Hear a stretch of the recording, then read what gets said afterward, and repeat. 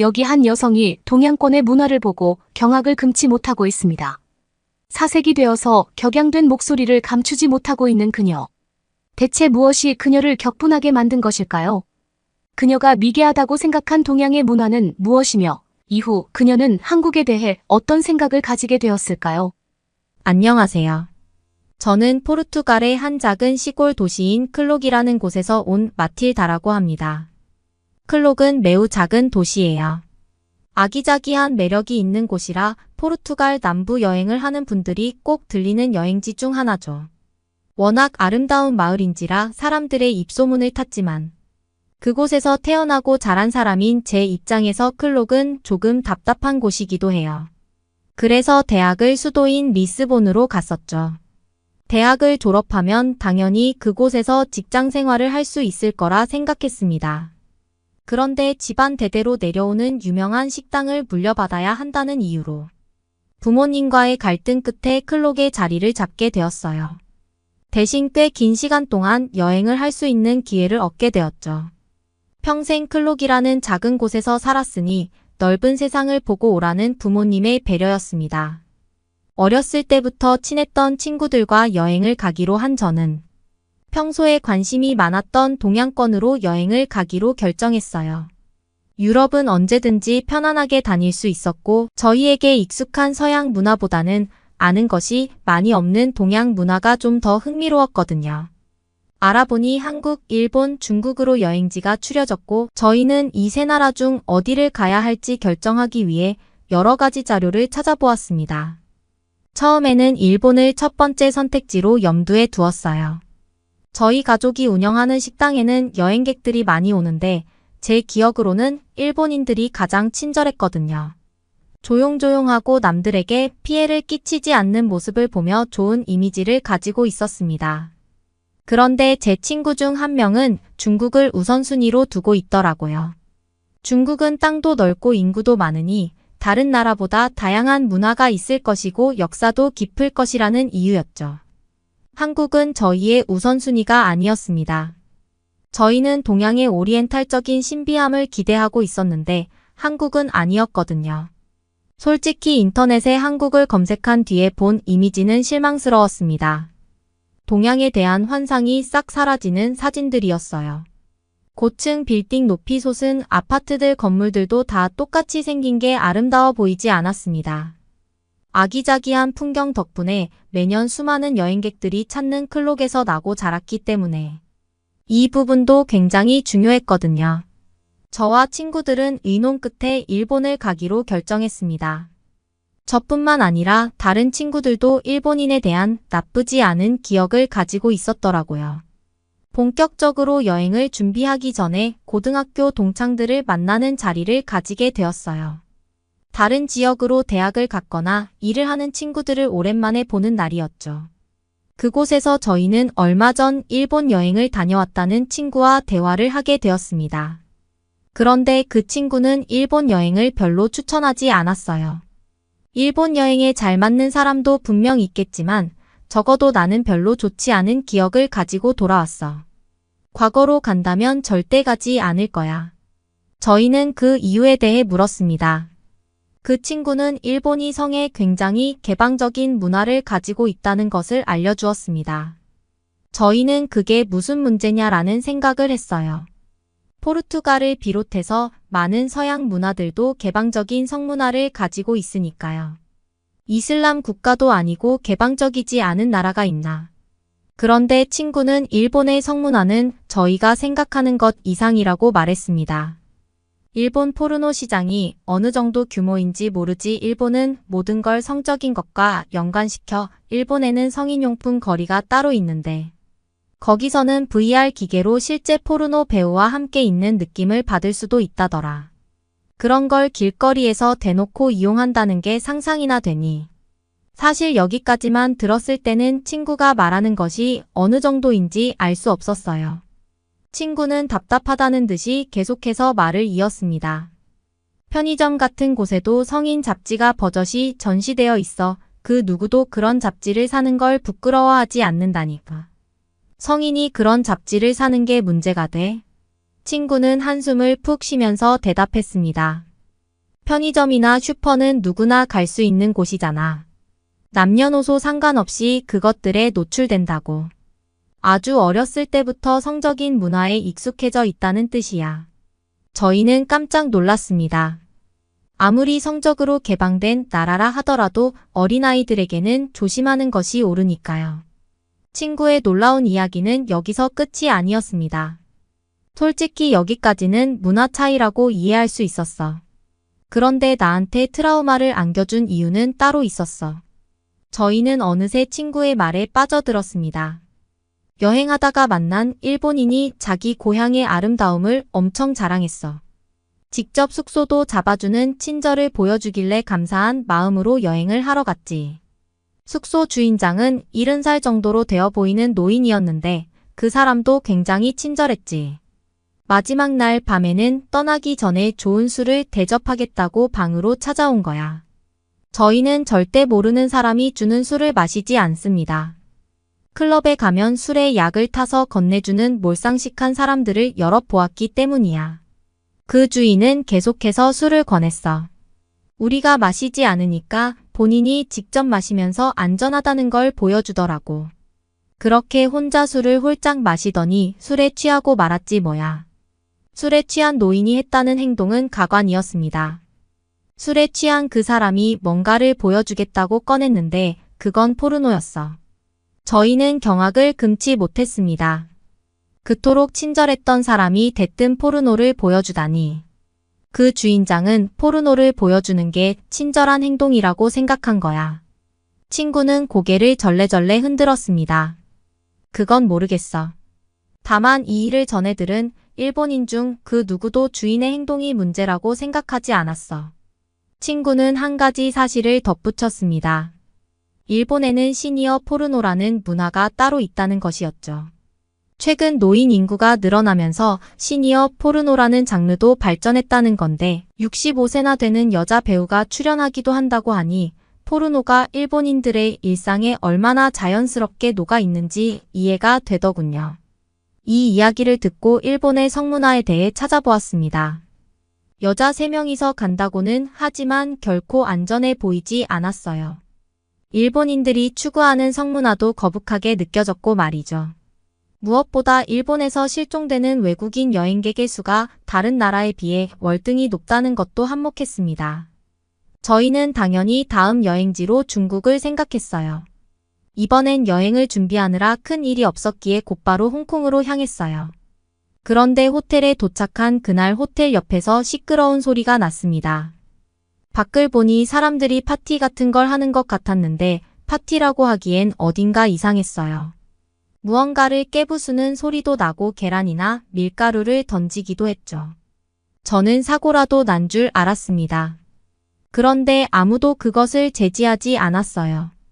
무슨 일이 난 건 아닌가 경찰에 신고해야 하나 고민하고 있는데 한 친구가 숙소의 후기에 이런 게 있다며 후기를 읽어주었습니다. 호텔 바로 옆 건물에서 결혼식을 하는 시끄러운 사람들 때문에 호텔에서 묵는 이틀 동안 잠도 제대로 자지 못했다. 직원에게 방을 건물 반대쪽으로 옮겨주길 요구했지만 그들은 이것이 중국의 문화라며 내 요구를 무시했다. 내 인생 최악의 숙소이며 이해할 수 없는 결혼 문화를 가진 중국에 다시 방문할 일은 없을 것이다. 저희가 본 것은 파티가 아니라 결혼식이었던 것이었어요. 저희는 이 소란스러움의 이유를 찾기 위해 중국 결혼 문화를 검색했습니다. 그런데 검색하자마자 나온 글은 신부의 친구를 겁탈하는 신랑 친구들이었어요. 끔찍한 제목이었어요. 하지만 분명 과장된 부분이 있을 거라 생각했습니다. 아니면 중국을 싫어하는 누군가가 중국에 대한 안 좋은 이미지를 심어주기 위해 이런 글을 쓴 것이라 믿었죠. 떨리는 마음으로 그 글을 누른 저는 제 선택을 후회했습니다.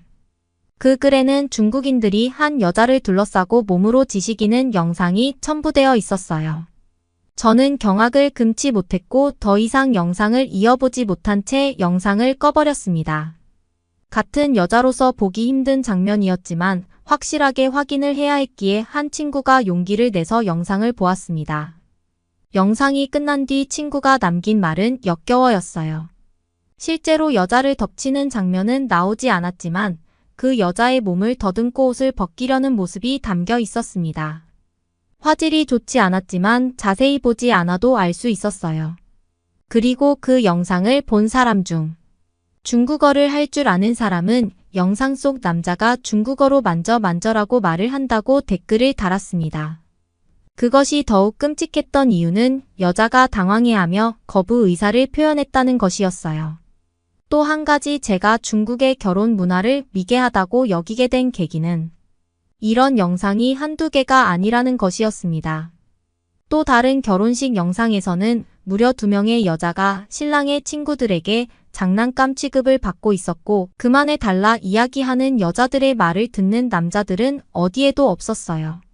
실제로 이런 것이 문제가 되면서 뉴스 기사로도 많이 나왔더군요. 중국인들은 시골의 몇 개 마을만 이런 문화를 가지고 있다고 말하며 자신들과 이 미개한 결혼 문화를 분리시키려 했지만 저희는 보았습니다. 며칠간 이어지는 결혼식 피로연에서 남자들이 신부의 친구로 보이는 몇몇 여자들의 옷을 벗기고 끌고 가는 모습을요. 그리고 그것을 본 주민들마저도 아무렇지 않게 그 모습을 보고 지나치는 것을요.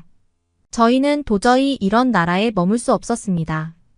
그래서 당장 이 중국을 떠나기로 했어요. 다음 날 아침 택시를 타고 공항으로 가고 있는데 경찰이 차량을 통제하는 바람에 길이 막혔습니다. 도로를 막은 경찰은 몇 명의 여자를 차에서 내리게 한 뒤 몸을 수색하고 있었어요. 저와 친구들은 그 모습을 보고 또 한 번 경악했습니다. 저는 테러주의 국가에 가서도 그런 수색을 당해본 적이 없어요. 본 적도 없었습니다. 여자의 옷 안에 손을 넣고 다리 사이까지 훅으며 만지는 행동을 했다간 감옥에 갈 테니까요.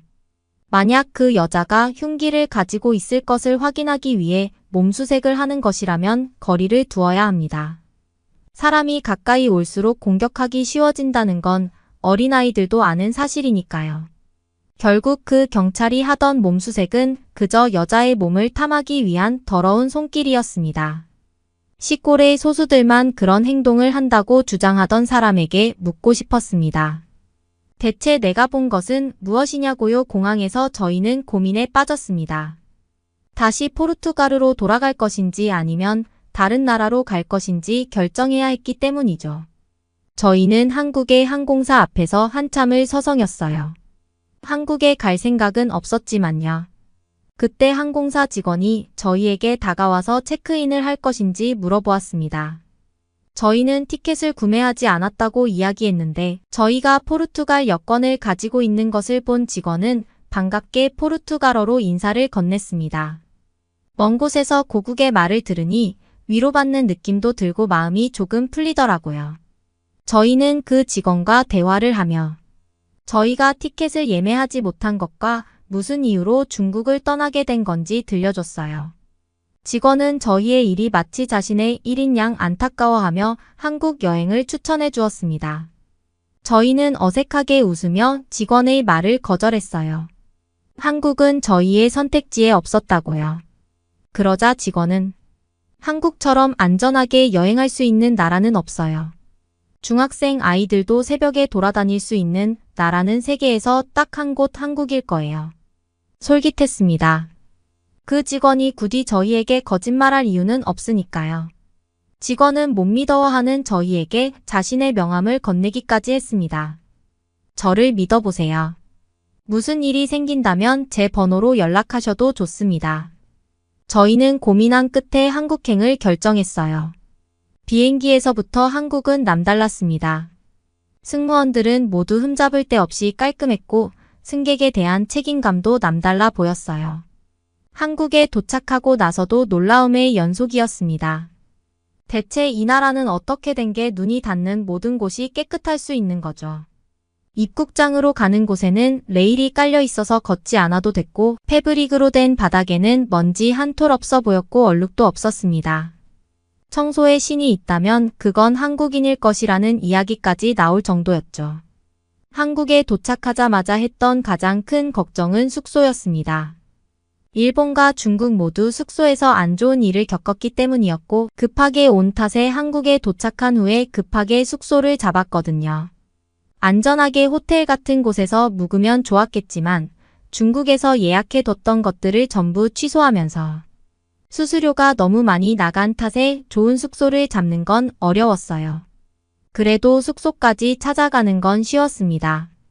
공항에서 서울로 가는 지하철이 너무 잘 되어 있었고 대중교통 또한 청결하게 관리되어 있었습니다. 지하철 앞에 스크린도어라는 것이 있어서 사고가 나는 불상사를 막는 것도 너무나 기발한 아이디어라고 생각했습니다. 게다가 이런 게 공항뿐만 아닌 모든 지하철역에 설치되어 있다고 하더라고요. 스크린도어와 지하철역 주변의 맛집, 버스 정보 등을 알려주는 기계까지. 저희는 한국이 포르투갈보다 기술적으로 훨씬 발달한 나라라는 것을 한국에 도착한 지 얼마 되지 않아 깨달을 수 있었습니다. 이후 숙소를 도착한 후에도 감탄을 금치 못했어요. 너무나 깨끗했고 직원도 친절했거든요. 저희가 상상한 숙소는 이런 곳이 아니었습니다.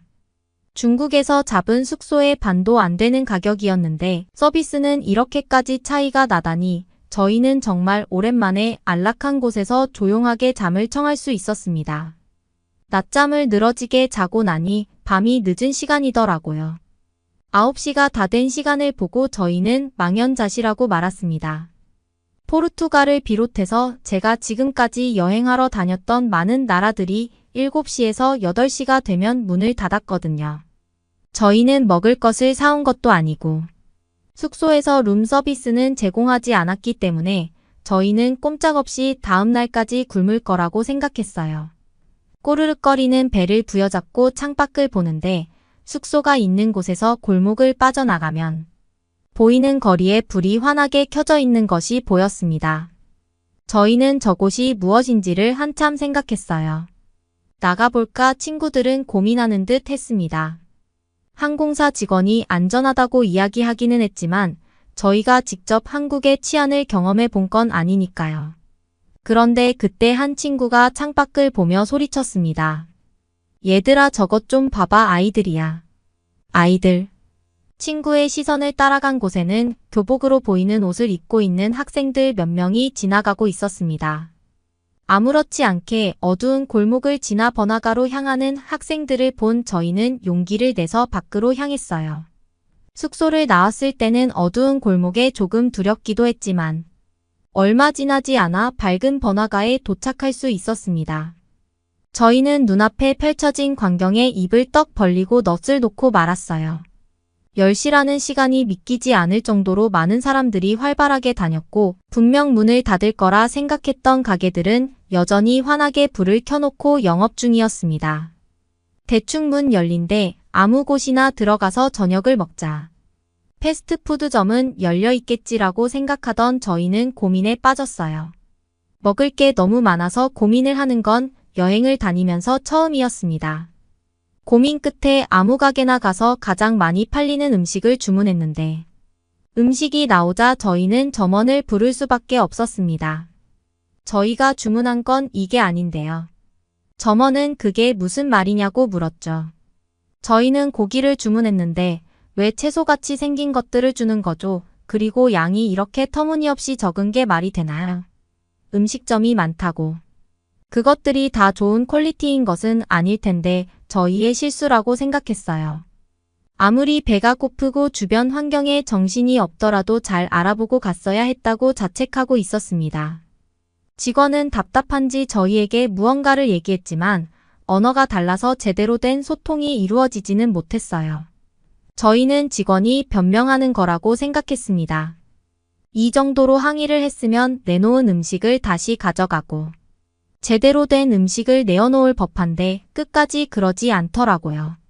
아주 뻔뻔한 사람이라고 생각했어요. 저희가 외국인이라 이런 식으로 사기를 치는 거라고 생각했죠. 그런데 그때 저희와 실랑이를 하던 직원의 뒤에서 다른 직원이 나타났습니다. 그리고 그 직원의 손에는 커다란 쟁반이 들려 있었죠. 쟁반을 든 직원은 무슨 소란이냐고 묻는 듯 했어요. 이야기를 들은 직원은 쟁반에서 접시를 내려놓기 시작했습니다. 저희는 깜짝 놀랐어요. 그건 저희가 주문한 음식들이었습니다. 대체 이게 무슨 상황인지 이해가 되지 않았습니다. 음식을 줬는데 또 다른 음식을 준다니. 저희는 처음에 여러 가지 음식을 가져온 직원에게 우리의 음식이 나왔으니 이 작은 접시에 있는 음식을 도로 가져가라고 했어요. 그런데 직원은 그러지 않겠다고 했습니다. 너무나 화가 났습니다. 이 한국인은 대체 뭘 어쩌고 싶은 건지, 이 작은 음식의 가격을 추가로 받고 싶은 건가? 얼굴이 울그락불그락하며 화가 머리끝까지 올랐을 때 식당 구석에서 음식을 먹던 한 사람이 저희에게 다가왔어요. 그 사람은 유창한 영어 실력으로 이렇게 말했습니다. 이 음식들은 공짜예요. 그러니 걱정하지 말고 드셔도 괜찮아요. 직원이 이런 말을 했다면 믿지 않았겠지만 저희와 같은 손님이 이런 이야기를 하니까 멈칫하게 되더라고요. 공짜라고요? 어떻게 식당에서 주는 음식이 공짜일 수 있죠? 한국에는 반찬이라는 게 있어요. 여러분이 주문한 게 메인 요리라고 하면 그 음식이 나오기 전엔 이렇게 반찬을 주는 거예요. 에피타이저 뭐 그런 건가요? 에피타이저처럼 입맛을 돋구기 위한 용은 아니에요. 그냥 메인 음식들과 함께 밥을 먹을 때 조금씩 드시면 돼요. 저희의 얼굴은 화로 빨개진 게 아니라 민망함으로 붉어졌습니다. 저희는 직원에게 사과를 건네었어요. 직원은 한숨을 푹 쉬었지만 이내 저희가 이렇게 반응한 걸 이해할 수 있다며 저희의 무례를 용서해 주었습니다. 오히려 저희가 돌아갈 때 음료까지 선물로 주었어요. 저희는 직원의 배려에 큰 감동을 받았습니다. 일본, 중국은 그들의 잘못 때문에 겪었던 어려움을 아무것도 아닌 것처럼 무시해 버렸는데 한국은 저희가 저지른 잘못임에도 불구하고 배려심을 잃지 않았으니까요. 또 아무것도 모르는 외국인을 위해 나서서 도움을 준 다른 손님에게도 감사함을 느꼈습니다. 그렇게 본격적으로 식사를 시작했는데 음식이 너무나 맛있었어요. 대체 이렇게 엄청난 요리를 한 셰프가 누구인지 궁금했죠?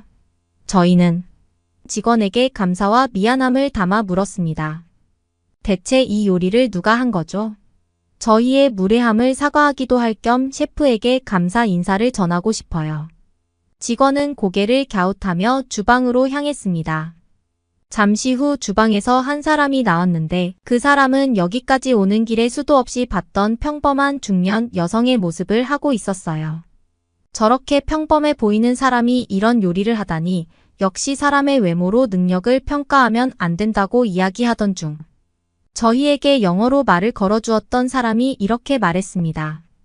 이곳도 훌륭하지만 여기는 아주 흔한 음식점 중 하나예요.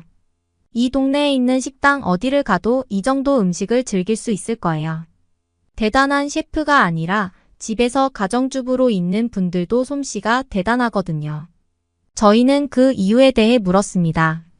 한국은 요리를 학교에서 배우기라도 하는 건가요? 그 사람은 웃으며 대답했어요. 제가 해외 여러 나라를 다녀봤는데 한국처럼 다양한 식재료로 다양한 음식을 하는 나라는 없는 것 같아요. 저희는 곧 그 말의 의미를 이해할 수 있었습니다. 우선 반찬이 너무 맛있었어요. 재료를 물어보니 연근이라고 하는 것이더라고요. 저희는 연근이 무엇인지 알자마자 휘둥그레졌습니다. 이런 걸로도 음식을 만들었다고 그것도 아주 오래전부터 한국인들은 대체 얼마나 창의적으로 요리를 하는 거지. 포르투갈도 음식으로는 빠지지 않는 나라이지만 이런 종류의 음식은 본 적도 들어본 적도 없었습니다. 그리고 한국을 여행하는 내내 다양한 반찬을 접하게 되었어요. 건강하고 자극적이지 않은 맛에 매료되었죠. 한국 여행을 마치고 포르투갈로 돌아간 뒤 보낸 한 달 동안 제 머릿속에서는 한국이 떠나지 않았습니다. 저는 부모님에게 선언했어요. 우리 집안의 레시피가 대대손손 내려온 것이고 전통적이기는 하지만 여기서 끝나서는 안 돼요. 좀 더 창의적이고 다양한 레시피를 연구하고 적용하는 게 필요해요. 저를 믿어주세요. 가문의 레시피를 발전시켜서 더 크게 성공해 볼게요. 요즘 엄마하고 전화 연결이 잘 안 돼서 걱정이야. 한 번도 이런 적이 없었는데 며칠 전 통화에는 목소리에 힘이 없으시더라고. 대만에서 별일은 없어? 여기 한국 남자를 만나 한국으로 시집 온 대만인 여성이 있습니다. 한국인 남편이 퇴근하자 대만에 계신 친정엄마가 걱정된다고 하소연하는 모습인데요. 대만에 홀로 계신 친정엄마에게 무슨 일이 있는 걸까요? 오늘의 사연 함께 들어보도록 하겠습니다. 안녕하세요. 저는 대만에서 온 위후연입니다. 1년 전 한국인 남편과 결혼해서 서울시 동작구에 살고 있는 새댁입니다. 제가 여기 사연을 보내게 된 이유는 얼마 전 시한부 판정을 받고 생사의 고비를 넘긴 사랑하는 엄마 이야기를 하고 싶어서입니다. 저희 부모님은 제가 6살 때 이혼을 하셨습니다. 아빠는 제가 태어나기 전부터 사업으로 승승장구하셨는데요. 덕분에 유복한 환경에서 영유아기를 보낼 수 있었습니다.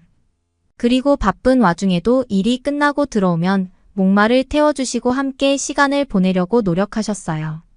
어릴 때 기억이 흐리긴 하지만 아빠는 평소 저녁 식사를 하며 가볍게 와인 한잔 하는 것을 즐기셨습니다. 그때 엄마는 좋아하는 노래를 흥얼거리며 아빠를 위해 요리하셨어요. 하지만 행복한 시간은 오래가지 않았습니다. 대만 금융기관이 한동안 신용등급이 낮은 사람에게도 대출을 많이 해주던 시기였는데요. 그때 아빠는 금리가 낮은 대출을 이용해 사업을 무리하게 확장했습니다. 엄마는 무리한 사업 확장은 시기상조라며 말렸지만 5년 넘게 한 번도 실패 경험이 없는 아빠는 막무가내였습니다. 결국 지나친 대출은 2008년 미국발 금융위기로 이어져 세계 경기 침체가 오고 말았습니다. 금융위기가 오면서 급상승하던 집값은 급락했고 국가는 빠르게 금리를 올렸습니다. 자연스럽게 대만에 있던 아빠 사업은 대출이자 부담으로 어려워질 수밖에 없었습니다. 아빠 사업은 휘청거렸고 며칠씩 집에 들어오지 못하는 날이 많아졌습니다. 회사를 지키기 위해 백방으로 뛰어다니셨지만 쉽지 않았어요. 어려운 시기라 선뜻 도움을 주겠다는 사람도 없었습니다. 한 번도 실패 경험이 없던 아빠는 좌절했고 그날로 집에 들어앉아 술을 마시기 시작했습니다. 건강이 염려된 엄마는 아빠를 말렸지만 말이 통하지 않았습니다. 매일 밤 부모님은 큰 소리를 내며 부부싸움을 했고 저는 이불을 뒤집어 쓰고 있다가 잠드는 날이 많아졌어요. 결국 아버지는 마음에도 없는 소리를 하시며 엄마에게 손찌검까지 하셨습니다. 저는 쿵하는 소리를 듣고 놀라 방 밖으로 뛰어나갔는데요. 엄마가 바닥에 힘없이 쓰러져 있었습니다. 저는 너무 놀라 울면서 엄마를 흔들었습니다. 제 울음소리를 들으셨는지 가는 목소리로 괜찮다며 다독이셨어요.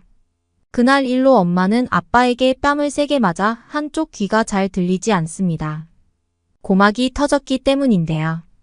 후유증으로 중이염이 만성으로 생겨서 시간이 흐른 지금까지도 고생하고 계십니다. 결국 부모님은 이혼을 선택하셨고 엄마는 저를 데리고 시골 외할머니 댁으로 갔습니다. 엄마는 할머니 얼굴을 보자마자 끌어안고 한참을 우셨습니다. 며칠 뒤 엄마는 직장을 구해 취직을 하셨고 저는 두 분 보살핌으로 건강하게 자랄 수 있었습니다. 철이 들면서 화목했던 우리 가족을 헤어지게 한 금융위기에 대해 궁금해졌습니다. 그 생각은 꼬리에 꼬리를 물고 경제 전반에 대한 관심으로 이어졌는데요. 제가 타이베이의 단수이 대학교에서 경제학을 공부하게 된 결정적인 계기가 되었습니다. 목표가 생기자 공부 능률이 올라가면서 단수이에 우수한 성적으로 합격할 수 있었어요. 저는 대학 입학 후 바로 경제학 클럽에도 들어갔는데요. 경제학과 관련된 주제에 대해 논의하고 경제 전문가들을 초청해 강연을 듣는 등 학생들 간의 네트워킹을 촉진하는 모임이었어요. 대학교 입학하면 꼭 가입하고 싶었던 곳이었죠. 모임에서 제 운명의 상대인 한국인 남편을 만나게 되었는데요. 남편은 학교 3년 선배로 이름은 장혁이었어요. 자상하고 따뜻한 성품을 가진 사람이었습니다. 경제학 관련 주제로 논의할 때면 유독 질문이 많고 선배들을 귀찮게 해서 모두들 저를 불편해했는데요.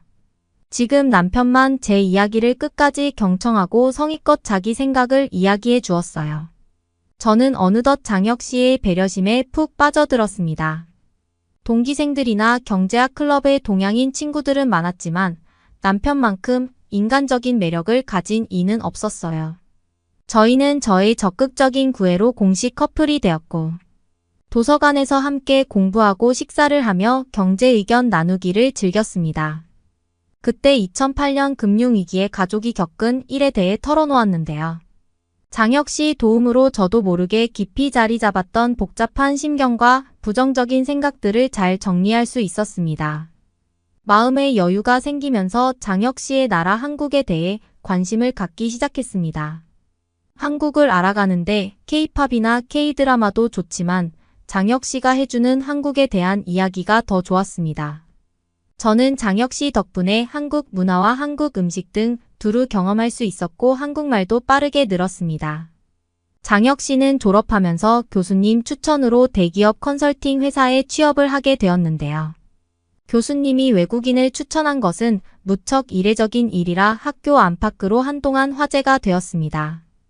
빠르게 시간이 흘러 저도 대학 졸업을 앞두고 있는 시점의 일인데요. 그때 장혁 씨는 한국에 있는 대기업에서 스카웃 제의를 받고 고민하고 있었어요. 아무래도 오랜 기간 대만에서 생활하다 보니 한국이 그리워 고민이 깊어 보였습니다.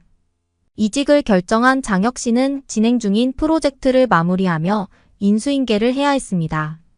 며칠 동안 만나지 못해 마음을 졸이던 그때 장혁 씨에게 연락이 왔습니다. 유명 레스토랑으로 6시까지 예쁘게 입고 나오라고요. 저는 평소 아끼던 원피스를 입고 레스토랑에 갔습니다. 장혁 씨가 먼저 와서 저를 기다리고 있었어요. 장혁 씨는 그 자리에서 저에게 로맨틱하게 청혼을 했고 저는 기쁨의 눈물을 흘렸습니다. 주변에서 식사하던 손님들이 환호하며 축하해 주었어요. 정말 잊지 못할 순간이었죠.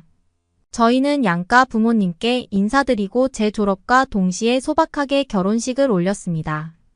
한국으로 떠날 날이 다가오자 외할머니가 돌아가시고 홀로 남겨진 엄마가 걱정돼서 잠이 오지 않았습니다. 제 마음을 읽은 엄마는 좋은 사람을 만나 안심이라고 하시며 엄마 걱정은 하지 말라고 하셨습니다. 저는 시댁 부모님과 남편의 배려 덕분에 한국 생활에 빨리 적응할 수 있었습니다. 캘리포니아에 있는 엄마와는 영상통화로 자주 안부를 주고받았어요. 최근 소화가 잘 되지 않아 식사량이 많이 줄었다고 해서 걱정이 됐습니다. 제가 엄마 건강을 걱정하자 장모님 괜찮으실 거라며 조만간 한국에 모셔서 건강검진 받게 해드리자고 했습니다. 대만은 의료민영화로 병원비가 비싸 일반 서민은 병원으로 고개도 돌리면 안 되는 곳이거든요. 웬만한 중상층도 중병이 아니면 병원 진료를 받지 않는 것이 일반적이에요. 저는 남편의 말에 위로를 받으며 조만간 엄마를 한국에 모시기로 했습니다. 그리고 며칠이 지났는데요. 며칠째 엄마와 영상통화 연결이 되지 않아 하루 종일 걱정이 되었습니다. 엄마 생각으로 끙끙 앓고 있는 그때 엄마에게 전화가 걸려왔습니다.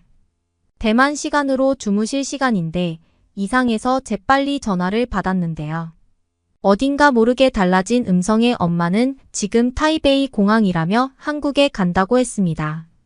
딸이 보고 싶어서 갑자기 한국 비행기표를 예매하셨다고요. 엄마가 한국에 오신다는 소식에 반가운 마음이 컸지만 계획적인 엄마가 갑자기 온다는 게 조금 이상한 생각이 들었습니다. 남편은 장모님이 오신다는 소식에 무척 기뻐했습니다. 건강검진 예약부터 해야겠다고 하면서요. 비행기 도착이 저녁 시간이라 일찍 퇴근한 남편과 공항으로 향했습니다. 입국장에 서 있는데 심장이 두근두근 거렸어요. 엄마를 1년 만에 만나는 거거든요. 입국장 문이 열리며 사람들이 우르르 빠져나오고 엄마가 보이지 않아 우왕좌왕하고 있는데 남편이 장모님하고 부르며 앞으로 달려나갔습니다. 사람들 뒤쪽으로 천천히 걸어 나와서 제가 보지 못한 거였어요. 저도 엄마를 향해 손을 흔들며 뛰어갔습니다. 엄마는 저희를 보고 환히 웃고 있지만 안색이 좋지 않고 살이 많이 빠진 모습이었어요. 남편은 평소 엄마가 좋아하는 귀한 자기 꽃다발을 품에 안겨드리며 환영 인사를 건넸어요. 지친 엄마 표정에 웃음꽃이 활짝 피었습니다. 엄마는 서울로 이동하는 차에서 한국의 발전된 모습을 넋놓고 한참을 바라보셨습니다. 해가 지면서 서울의 반짝이는 야경이 엄마를 반기는 것 같았습니다. 눈을 반짝이며 서울 야경을 바라보던 엄마는 우리 딸이 멋진 곳에 사는구나 하며 좋아하셨어요. 저는 며칠 전 영상통화 때보다 안색이 창백하고 많이 야윈 엄마가 걱정되었습니다. 엄마는 우리 부부가 사는 아파트를 꼼꼼히 살펴보셨습니다. 특히 신발을 벗고 생활을 하는 것이 어색한 듯 보였어요. 귀한 보석을 보듯 눈을 반짝이며 설레는 표정이었습니다. 그 모습에 진작 한국에 모시지 못한 점이 후회됐어요. 마침 초겨울이라 바닥이 난방 중이었는데요. 바닥 난방을 경험해보지 못한 엄마가 뭔가 이상함을 감지하셨는지 발을 이리저리 움직이셨어요. 위후연 내가 잘못 느끼는 걸까? 발바닥에 열이 나는 것 같은데 하시며 고개를 갸우뚱하셨어요. 저희 부부는 순간 깔깔대며 웃었습니다. 남편이 한국은 바닥 난방을 하기 때문에 따뜻한 거라고 설명해 드렸더니 깜짝 놀라셨어요. 처음 경험한 따뜻한 방바닥이 좋으셨는지 놀라워하시며 한참 바닥에 계셨습니다. 대만에도 바닥 난방이 있으면 좋겠다고 하셨어요. 저도 한국에서 처음 바닥 난방을 경험했을 때 감동했었거든요. 특히 여자는 몸이 차기 때문에 따뜻한 바닥에 담요를 깔고 누우면 천국이 따로 없죠. 바닥이 따뜻해서 노고하셨는지 첫날은 일찍 주무셨습니다. 엄마가 주무시러 들어가시고 저희 부부는 너무 야윈 엄마를 걱정했습니다. 남편도 내색은 안 했지만 이상함을 감지했는지 먼저 말을 꺼냈어요. 장모님 빨리 건강검진하는 것이 좋겠다고요. 그래서 예약을 서두르기로 했습니다. 다음 날 남편은 가족이 해마다 다니는 건강검진센터에 전화를 했어요. 다행히 전날 취소한 자리가 하나 생겼다며 3일 뒤 예약이 가능했습니다. 아침 일찍 일어난 엄마는 방이 따뜻해서 오랜만에 깊은 잠을 잤다고 하셨습니다. 하지만 속이 좋지 않아 식사를 거의 하지 못하셨어요. 남편이 출근하면서 3일 뒤 장모님 건강검진 예약했다고 말씀드렸습니다. 엄마는 깜짝 놀라시며 건강검진을 받지 않겠다고 펄쩍 뛰셨어요. 저희 부부는 갑작스러운 엄마 행동에 어리둥절했습니다. 왜 그러시는지 영문을 알 수 없었으니까요. 일단 엄마는 제가 설득하기로 하고 남편은 출근을 서둘렀습니다. 오후에 엄마와 산책하기 위해 집에서 가까운 공원으로 나갔습니다. 다행히 전날보다 바람이 차지 않고 따뜻했어요. 엄마는 길거리가 잘 정돈되고 깨끗한 한국이 좋다고 말씀하셨어요. 공원 화장실을 이용하시고는 이런 나라는 처음 본다며 고개를 절레 흔드셨는데요. 아마 비데가 설치되어 있는 칸을 쓰셨는지 엉덩이가 따뜻해서 깜짝 놀라셨나 봐요. 외국인이 처음 이용하고 놀라는 것 중 하나가 공공화장실 비데와 청결함이거든요. 심지어 칸칸이 화장지에 손세정제까지 완벽하게 구비되어 있어 놀랄 수밖에요. 대만이나 유럽 공공화장실에서는 볼 수 없는 모습이죠. 저희는 느린 걸음으로 길게 뻗은 나무 사이를 산책했습니다. 11월 끝자락이라 붉게 물든 단풍과 은행잎이 바람결에 눈 내리듯 흩날렸어요. 한국에서 엄마 손을 잡고 공원을 산책하고 있다니 믿어지지 않았습니다. 화장실 다녀오신 이후로 안색이 급격히 어두워진 엄마는 잠시 앉아 쉬자고 했습니다. 근데 벤치에 앉자마자 배를 움켜잡고 허리를 펴지 못하셨어요. 엄마 왜 그래? 배가 아파 괜찮아? 너무 놀란 나머지 큰 소리로 엄마를 부르며 상태를 살폈습니다. 엄마는 힘겹게 제 이름 위후연을 부르시곤 의식을 잃고 쓰러지셨어요. 저는 너무 놀라 정신이 아득했습니다. 주변에 산책 중인 한국인들이 저희를 보고 달려왔습니다. 저는 어쩔 줄 몰라 몸을 떨며 엄마를 불렀어요. 가장 먼저 달려와 주신 남자분이 구조대에 신고해 주었습니다. 근처 대학병원 응급실로 향한 엄마는 병원에 도착해서도 의식이 없었어요. 저는 남편한테 울면서 전화했습니다. 엄마가 공원 산책 중에 쓰러졌다고요. 몸이 떨려 말이 제대로 나오지 않아 그대로 주저앉았습니다. 일단 엄마는 정밀 검사를 받기로 했고 그 사이 남편이 병원에 도착했습니다. 마침 검사를 받고 나온 엄마는 희미하게 의식이 돌아왔어요. 하지만 여전히 심한 복통을 호소하셨습니다.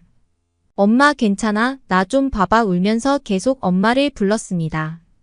엄마는 슬며시 저를 바라보며 손을 잡으셨어요. 엄마가 갑자기 계획이 없는 한국에 온 일도 그렇고 엄마 가방에 있던 약통이 무엇인지 의심스러웠습니다. 응급실 간호사에게 물어보니 마약성 진통제라고 했습니다. 말기암 환자가 먹는 진통제를 왜 가지고 있냐고 하면서요. 저는 엄마에게 약통을 보여주며 무슨 약인지 물었습니다. 엄마는 눈을 지그시 감고 아무 대답도 하지 않으셨어요. 묵묵부답이었습니다. 일단 정밀 검사 결과가 나올 때까지 입원해서 진통제 주사를 맞기로 했습니다. 다음 날 오전 저희 부부와 엄마는 정밀 검사 결과를 듣기 위해 상담실로 향했습니다. 의사는 대뜸 엄마를 보고 대만에서 병명을 들었는지 물었습니다. 간호사에게 엄마가 가지고 있던 마약성 진통제 이야기를 들은 것 같았어요. 엄마는 힘없이 슬픈 눈으로 저를 바라보고 대장암 말기 판정을 받았다고 했습니다. 의사가 시간이 얼마 안 남았으니 가족과 많은 시간을 보내라고 했다면서요.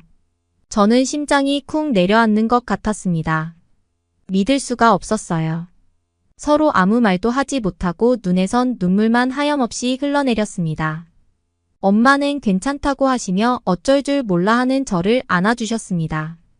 남편은 제 등을 토닥이며 선생님을 바라봤습니다. 이 상황을 말없이 지켜보신 선생님은 차트를 다시 꼼꼼히 살피신 후 말씀하셨습니다.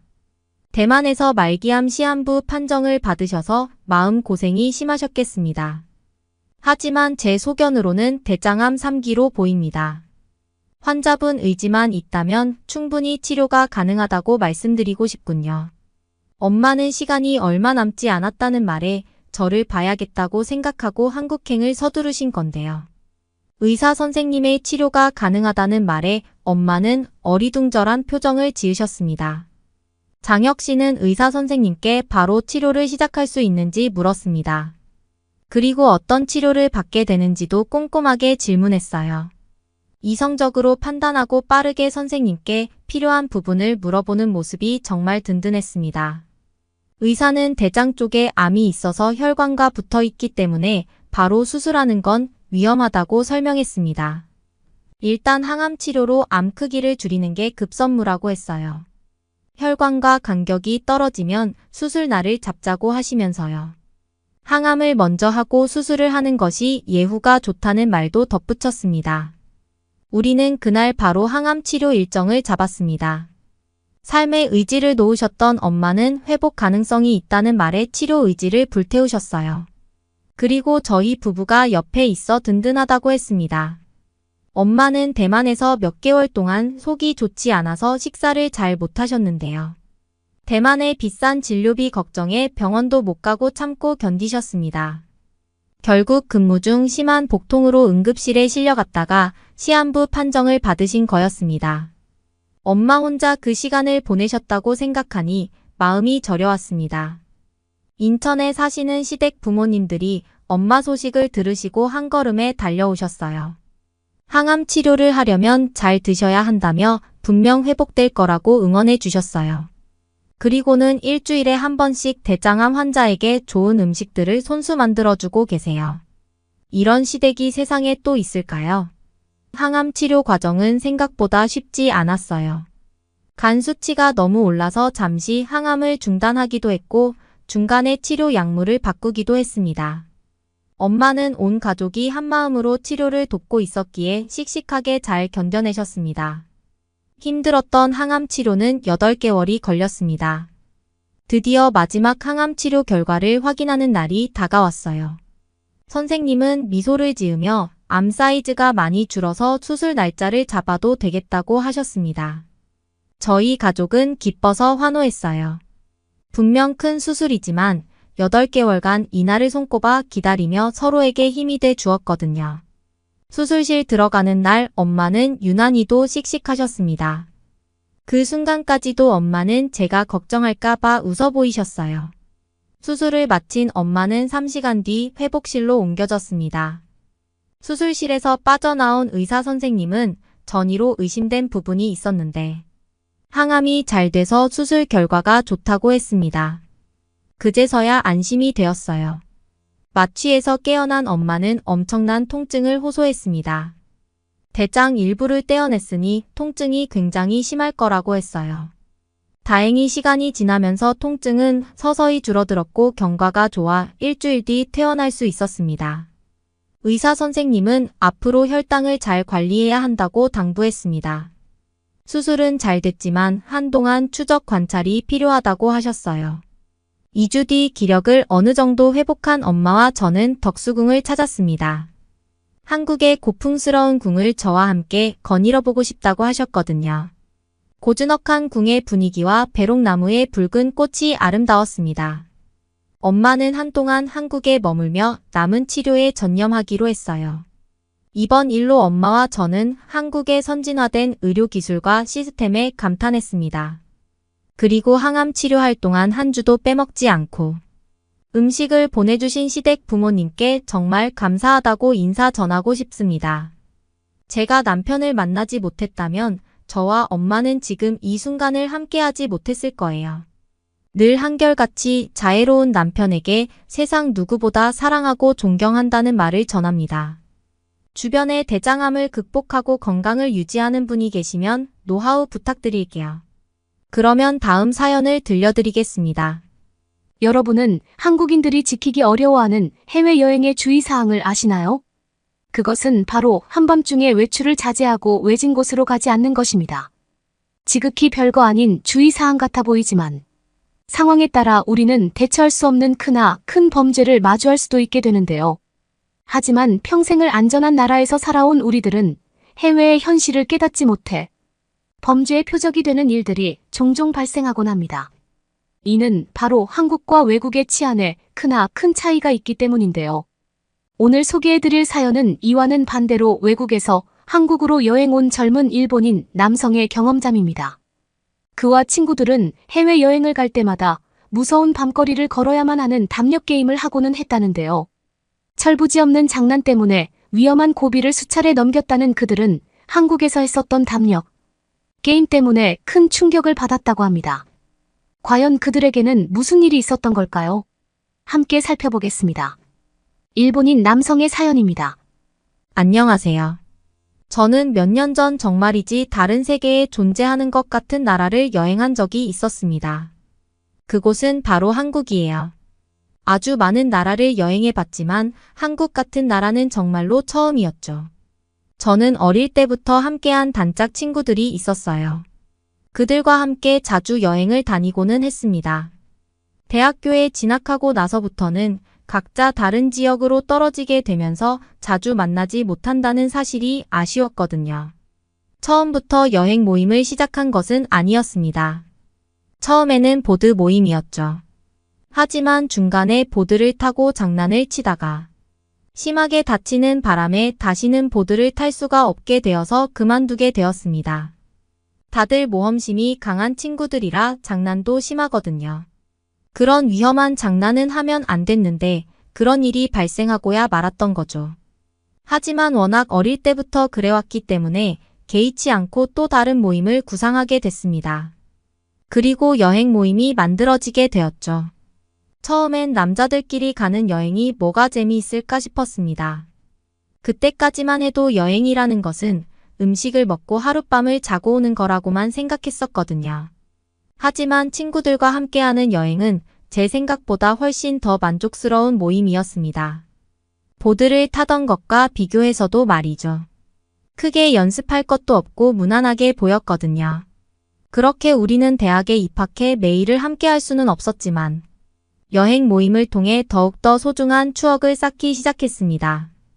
이렇게 보면 평범한 여행 모임 같아 보이지만 사실 우리의 모임엔 특별한 비밀이 하나 숨겨져 있었어요. 위에서 언급했지만 우리는 어릴 적부터 모험심이 강한 아이들이었습니다. 그래서 다른 아이들이 어릴 때 하는 장난보다 조금 더 센 강도의 장난을 자주 쳤었어요. 예를 들면 2층 지붕에서 점프에 착지하거나 눈 감고 두 발 자전거를 탄 누가 더 오래 버티는지 같은 게임 말이죠. 그런 위험한 장난을 많이 하다 보니 당연히 부모님께 많이 혼나기도 했답니다. 하지만 그렇다고 주눅들 우리가 아니었어요.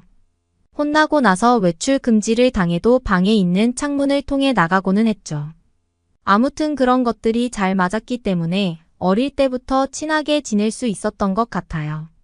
지금 보면 철이 안 들었던 것이지만 말이죠. 물론 지금은 안 그렇지만 그런 짓궂은 면들은 대학에 가서도 지속됐었어요.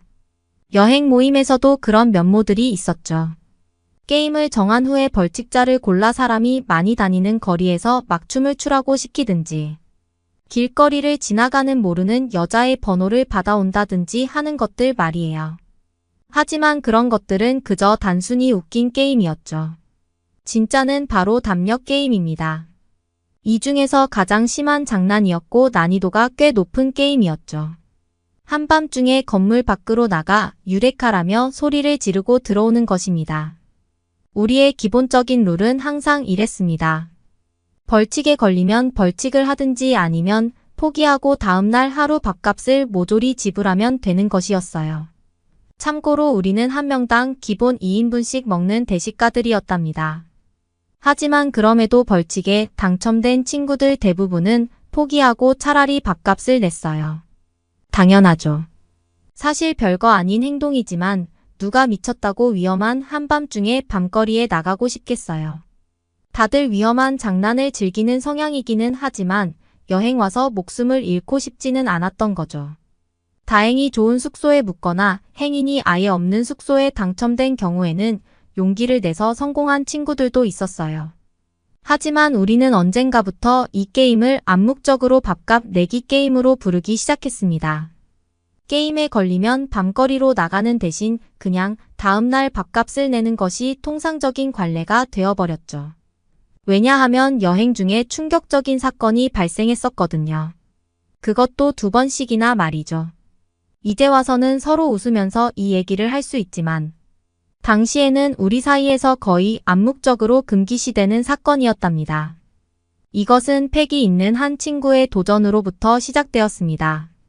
그 친구는 벌칙에 한 번도 걸리지 않았던 친구인지라 다른 친구들이 항상 도전을 포기할 때 그들을 가소롭게 바라보고는 했어요. 이 게임을 처음 만든 게 저이기는 하지만 사실 지켜보는 입장에서도 모두가 조마조마했습니다. 하지만 바로 이것이 이 게임의 묘미였죠. 물론 그만큼 위험한 행동이기도 하고요. 아무튼 첫 번째 사건은 우리가 이탈리아로 여행을 떠났을 때의 일입니다. 그 친구는 당차게 웃으면서 숙소 밖으로 나갔어요. 숙소 근처에 공사하다가 버려진 듯한 건물이 있었는데 그곳에 옥상까지 올라가 유레카라고 외치고 오는 것이었죠. 원래는 10분이면 끝나고 돌아와야 하는 일이었습니다. 그런데 20분이 지나도 친구는 돌아오지 않았어요. 우리는 시간이 점점 지나자 슬슬 그가 걱정되기 시작했습니다. 그를 찾기 위해 우리가 모두 출동했었지만 끝내 우리는 그를 찾지 못한 채 숙소로 돌아왔어요. 우리는 발을 동동 구르며 잠을 이루지 못하고 있었죠. 그러다가 약 1시간이 지났을 때쯤 드디어 친구가 돌아왔습니다. 하지만 그의 몰골을 처음 봤을 때 우리는 모두 기절할 뻔했었어요. 머리에서는 피가 흐르고 있었고 다리를 심하게 절뚝이는 모습이었거든요. 옷도 찢기고 난리가 아니었죠. 그 친구의 이야기를 들어보니 그 건물 안에서 총을 든 무리와 마주쳤다고 하더군요. 그들은 친구에게 총을 들이밀며 알 수 없는 말로 따라오라고 했다고 합니다. 하지만 친구가 거절하자 총구로 친구의 머리를 3개 내려쳤었대요. 그 이후엔 거의 기억도 나지 않지만 지금 잡히면 무조건 죽는다는 생각으로 죽기 살기로 뛰어서 숙소까지 돌아왔다고 합니다. 도저히 믿을 수 없는 일이었지만 그의 몰골을 다시 보니 충분히 납득되는 설명이었죠. 또 이탈리아가 원래 총기 사건이 많이 일어난다는 사실은 알고 있었지만 그 정도인지는 몰랐었습니다. 아무튼간 우리는 그 일이 있고 나서는 한동안 그런 위험한 시도는 하지 않았습니다. 원래 대담한 우리들이었지만 친구가 죽을 지경까지 갔다. 오고 나니까 한 번 더 시도할 용기가 차마 나지가 않더라고요.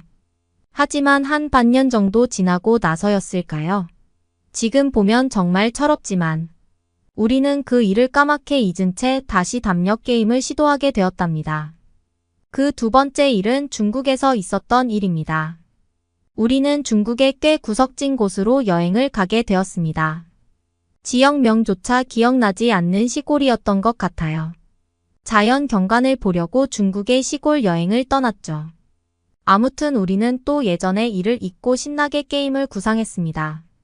근처에 폐건물이 있었어요. 원래는 유레카를 외치고 오는 게 규칙이었지만 폐건물에 우리의 흔적을 남기고 오는 것으로 바꾸었었어요. 흔적은 뭐든지 상관없었죠. 우리의 이름을 벽에 새겨도 됐고 소변을 보고 와도 된다고도 말하며 우리는 웃었어요. 그리고 그 증거를 사진으로 찍어오면 됐었죠. 걸린 친구는 우리 중에 가장 건장한 체격을 가진 친구였기 때문에 우리는 크게 걱정하지 않았습니다.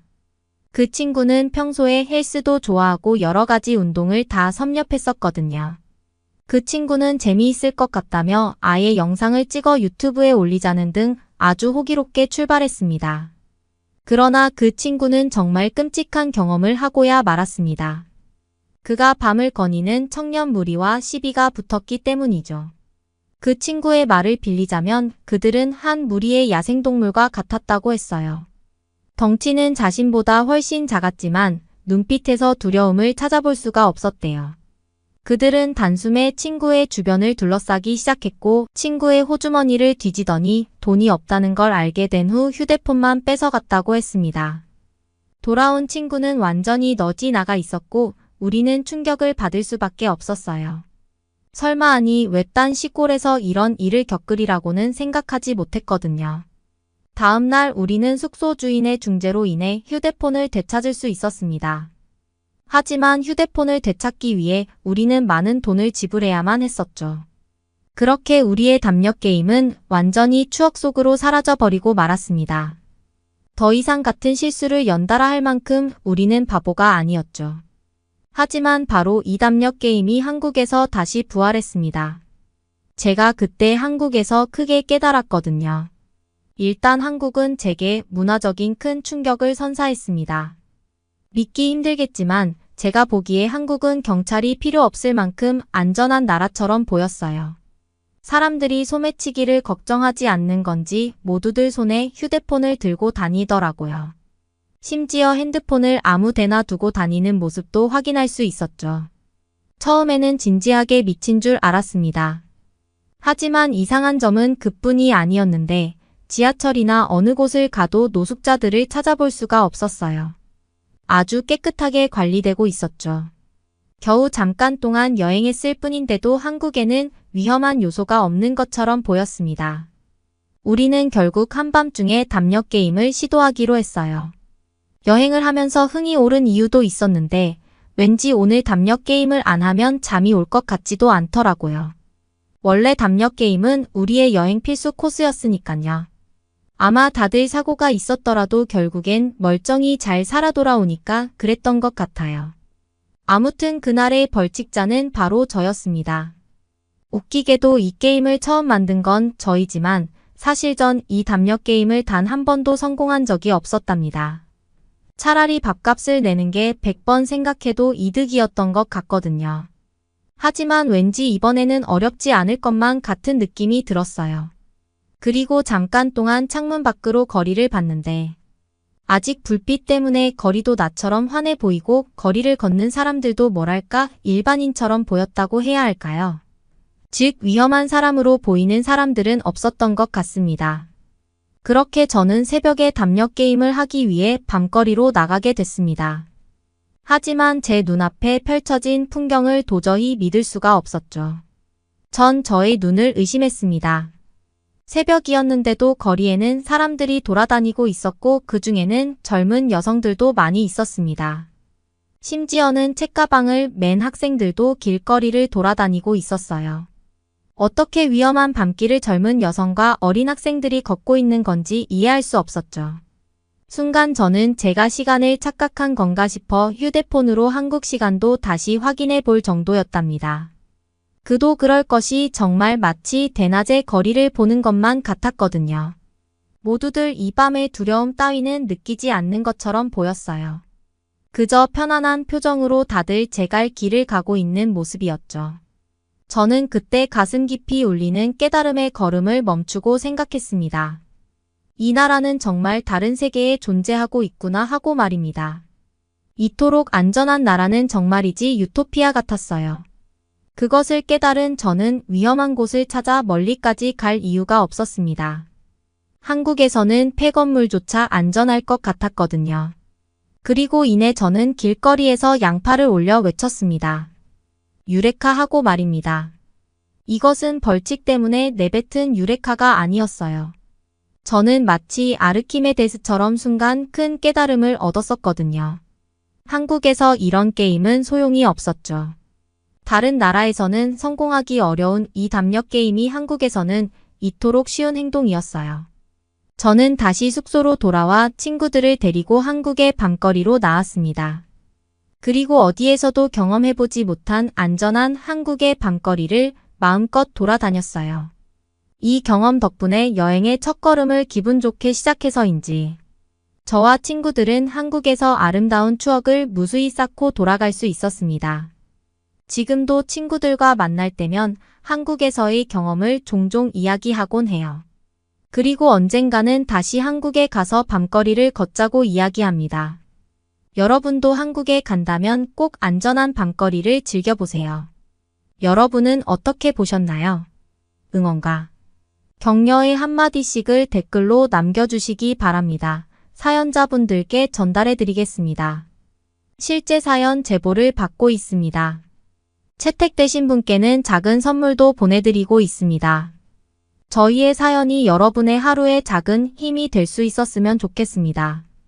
감동적인 사연을 주변 분들과 이야기 나눠보세요. 더욱더 좋은 영상으로 다시 찾아뵙겠습니다.